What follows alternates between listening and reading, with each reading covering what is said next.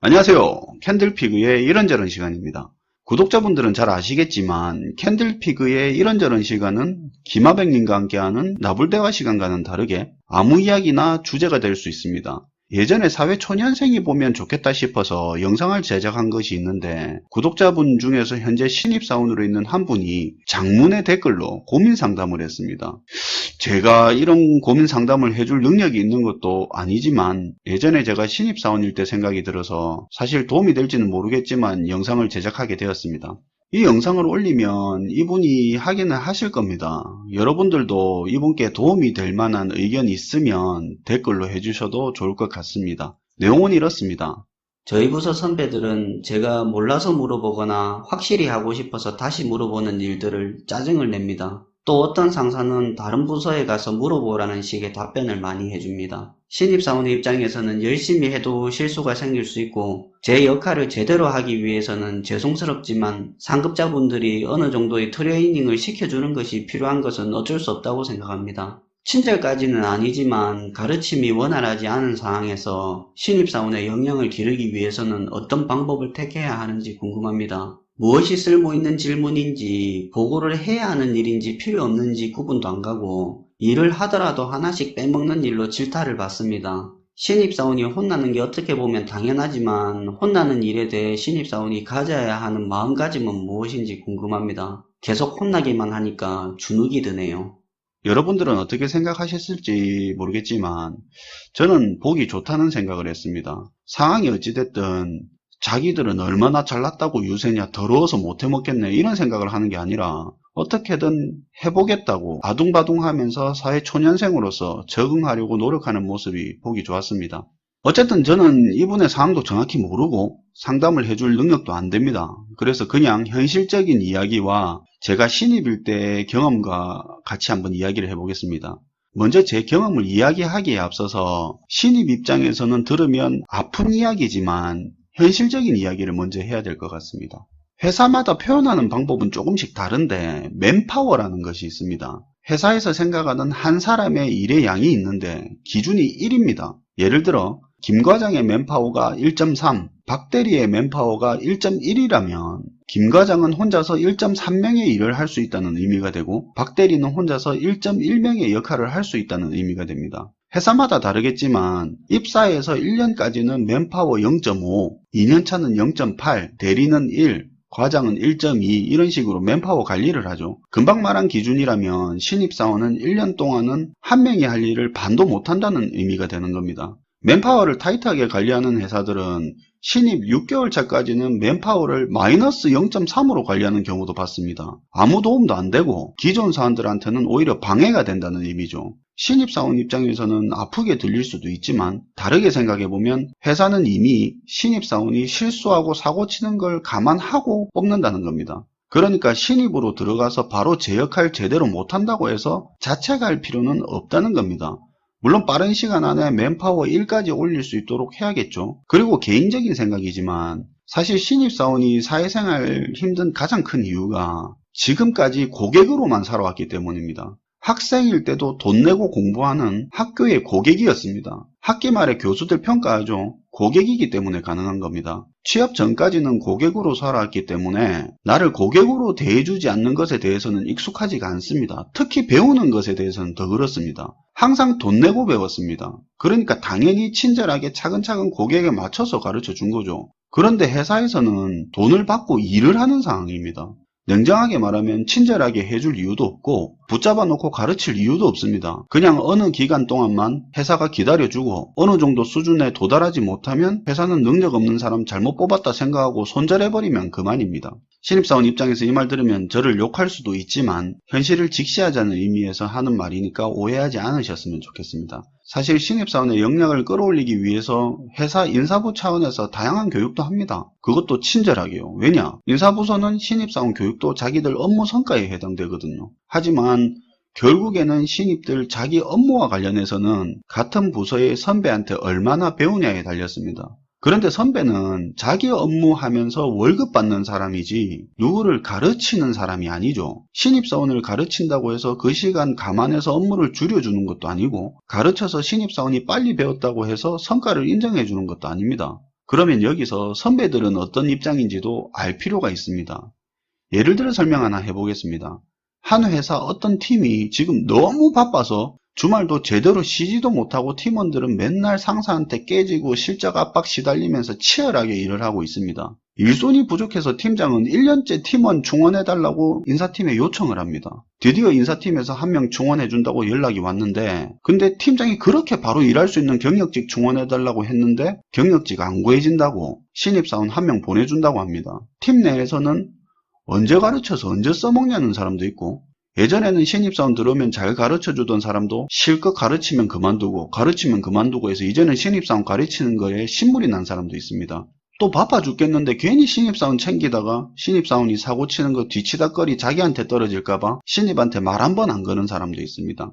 그냥 보면 선배들이 나빠 보일 수는 있는데 사실 선배라는 그 사람들도 대단한 사람들이 아니라 한낱 월급쟁이들입니다. 회사에서 시키는 일 제때 못하면 성과 못 낸 사람 되는 거고 그렇다고 내일 못해가면서 신입사원 잘 가르쳤다고 인정받는 것도 아닙니다. 일반적으로 일손 부족한 곳에 당연히 충원이 되기 때문에 신입이든 경력이든 입사를 하면 보통 바쁜 부서에 우선 배치를 받습니다. 그런 사무실 분위기 보면 10중 8구 전부 자기 일 하느라 정신없고 신입사원에게는 관심도 안 줍니다.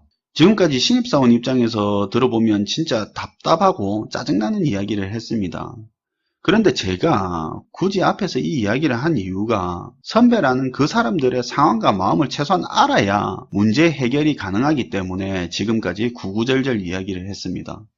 이제 제가 신입사원 때 이야기를 하겠습니다. 아마 지금 방송 보시는 분들도 비슷했을 겁니다. 신입사원 연수를 끝내고 팀에 배치를 받았을 때 부서 사람들 정말 바빴습니다. 너무 바빠서 그때 팀 전체가 회식을 할 상황이 아니라 신입사원 환영회도 간소하게 했습니다. 처음 한 주는 정말 그 바쁜 사람들 속에서 하는 일도 없이 섬에서 혼자 갇혀있는 느낌 때문에 힘들었었고 일을 받고 나서는 가르쳐주는 사람이 없어서 힘들었습니다. 멘토로 정해진 선배는 있었는데 제 자리하고 멀기도 했고 그 선배도 너무 바쁘고 예민해져 있어서 제가 질문할 타이밍도 잘 안 나왔습니다. 처음 하는 일인데도 잘 이해가 안 가는 내용을 10분 정도 설명해주고 파일 하나 주더니 그거 보고 참고해서 해보라고 하더라고요.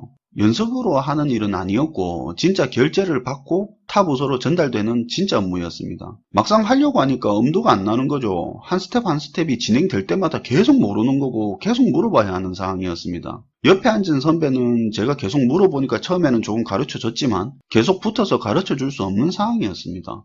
결제는 모레 받아야 되는데 아는 건 없고 선배들은 바쁘고 그래도 억지로 여기저기 물어봐서 힘들게 해가지고 결제 받으러 가면 개박살나고 팀장한테 멘토까지 끌려가서 박살나고 멘토는 그거 가르쳐 준 거잖아 하면서 또 혼내고 모르는 건 왜 중간에 안 물어봤냐 뭐라 하고 물어봤는데 나중에 하자 그 정도는 알아서 해라 해놓고 말이죠. 처음에 한 달 반 그 정도는 계속 그랬던 것 같습니다. 타 부서에 배치받은 동기는 멘토 잘 만나서 사수 부사수 서로 해가면서 다니는 거 보니까 부럽기만 하고요.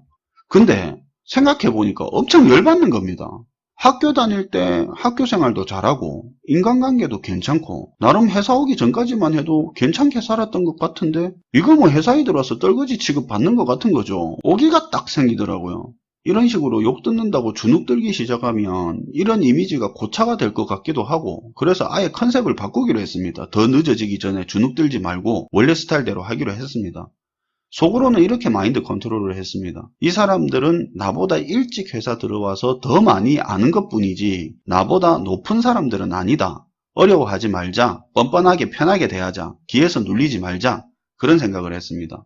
그리고 업무 배우는 것도 기본적으로 인간적으로 친해지지 않으면 어렵겠다는 생각을 했습니다. 솔직히 자기들도 바빠 죽겠는데 친하지도 않은 사람 일 가르쳐 주는데 시간 쓰고 싶겠습니까? 선배 입장에서도 안 친한 사람하고 둘이서 계속 이야기하는 거 불편할 수도 있습니다. 그건 당연할 것 같습니다. 저는 어차피 회사 들어온 지도 얼마 안 돼서 한 번에 다 친해질 수도 없고 그래서 친해져야 할 사람을 아예 딱 3사람을 찍었습니다. 한 사람은 사소한 거라도 바로바로 물어볼 수 있는 옆자리에 앉은 선배. 지금은 직급 차이가 있어서 어렵지만 나중에라도 업무적으로 성장하기 위해서 필요한 부서에서 에이스로 불리는 과장, 그리고 일을 그리 잘하는 것 같지는 않지만 오지랖도 넓고 성격도 좋아서 주변에 사람이 많은 대리, 그 사람하고 친해지면 자연스럽게 다른 사람하고 친해질 수 있는 계기도 많아질 거라 생각을 했습니다. 그래서 그 세 사람들을 친해지려고 노력을 많이 했습니다. 어차피 저는 업무적으로 그 선배들한테 해줄 수 있는 것이 없었기 때문에 정서적으로 무언가를 해주려고 했죠. 쉴 때는 농담도 하면서 즐거움도 주고, 점심시간에는 먼저 선배님 식사하러 가시죠. 또 너무 바빠 보일 때는 솔직히 제가 도움을 줄 수 있는 것도 없지만 괜히 선배님 제가 뭐 좀 거둘 건 없습니까? 말이라도 그런 식으로 했습니다. 그리고 특별히 제가 신경 썼던 게 잔소리를 듣든 배움을 받든 가르쳐줘서 고맙다는 표현을 직접적으로든 간접적으로든 했습니다. 사실 그 사람들이 내가 신입이라고 해서 가르쳐줘야 할 의무는 없지 않습니까? 그래서 그런 마음을 가지고 선배가 뭘 가르쳐주면 아 이거는 진짜 생각도 못 했는데 중요한 거였네요. 어우 감사합니다. 혹은 아 이렇게 하니까 쉽네요. 그런 식으로 말을 하니까 솔직히 가르쳐주는 입장에서는 더 가르쳐주고 싶은 생각이 드는 건 사실이죠.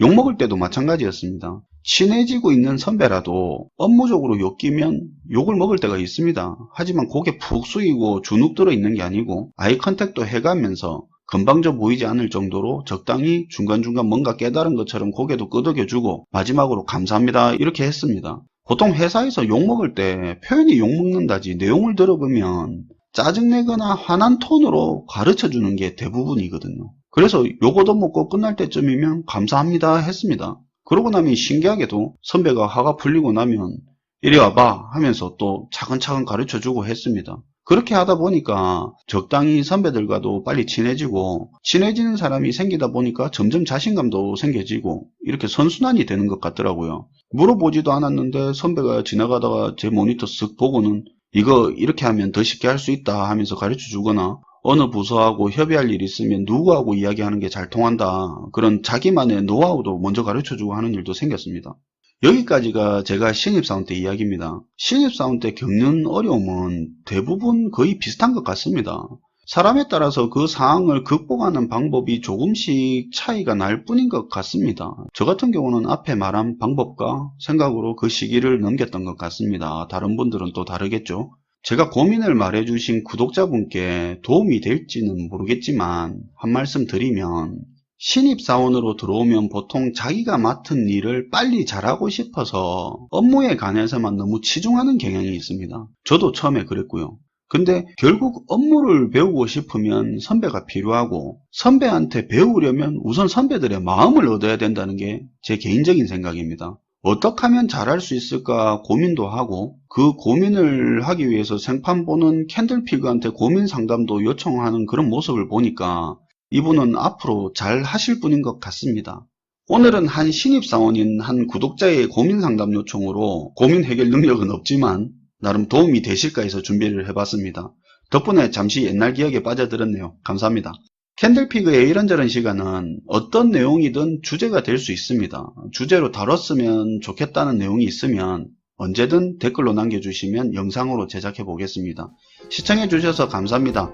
캔들스토리는 매주 월, 수, 금 돈이 될 상식을 중심으로 다양한 이야기를 합니다. 같이 하고 싶으시면 구독 버튼 눌러주세요. 감사합니다.